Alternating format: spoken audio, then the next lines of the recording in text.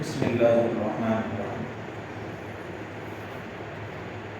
چوتھے بارے میں اکثر جنگ احد کے بارے میں کچھ اشارات ہیں۔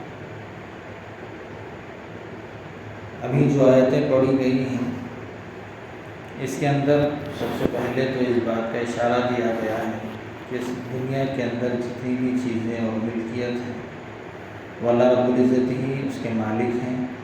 اسی وجہ سے لینے دینے کے معاملات میں شریعت نے جو احکام بتلائے ہیں اس پر عمل کیا جائے، اور خصوصیت کے ساتھ سود کے بارے میں اس کے اندر حکم ہے کہ اس سے بچا جائے، اور جو آدمی بتائے ہوئے احکامات پر عمل کرے گا وہ آخرت میں اس کے لیے جنت ہے جو دنیا اور زمین اور سب سے آسمان ان سب سے بڑی اور چوڑی ہے۔ اس کے بعد فرمایا گیا ہے جنت انہی کے لیے ہے جو متقی ہیں، اور متقیوں کی صفات یہ ہے کہ وہ دوسروں کو نفع پہنچاتے ہیں، اور جب ان کو کوئی تکلیف پہنچتی ہے تو وہ غصہ پی جاتے ہیں، اور بدلے کا اندر جذبہ نہیں رکھتے، اور احسان کرنا خوب جانتے ہیں اور خوب اس کی فکر کرتے ہیں۔ اس کے بعد جیسے یہ فرمایا گیا ہے کہ اس وقت ہرقل نے ایک اعتراض اس بات پر بھی کیا تھا اللہ کے رسول صلی اللہ علیہ وسلم کو کہ جب جنت آسمان اور زمین سے چوڑی ہے تو پھر دوزخ کہاں؟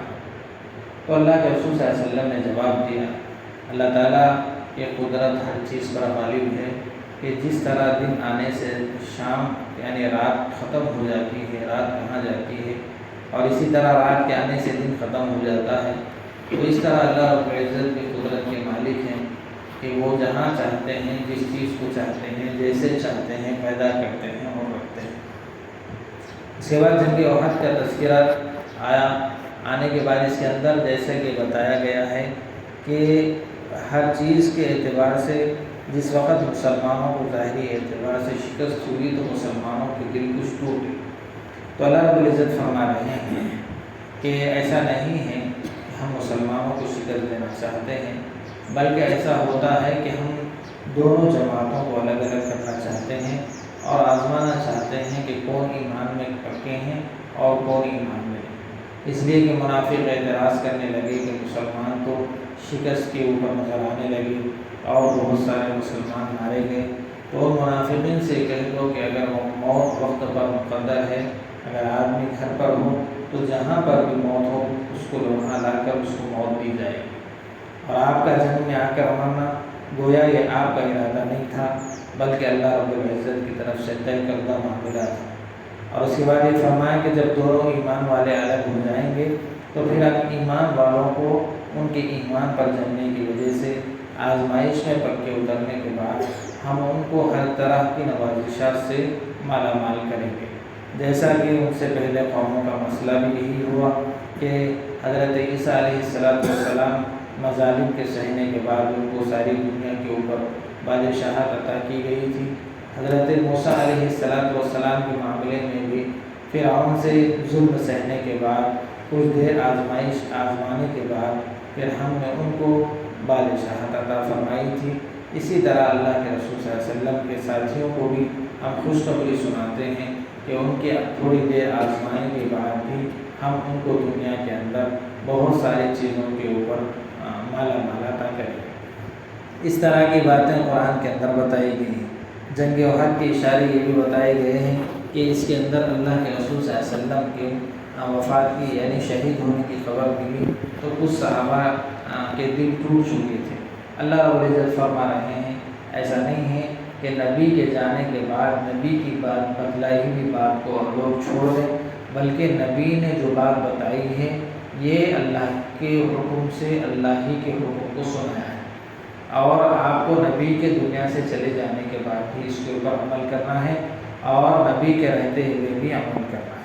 تو اس کے بعد آگے یہ بھی بات فرمائی ہے کہ اکثر ایسا ہوتا ہے کہ لوگ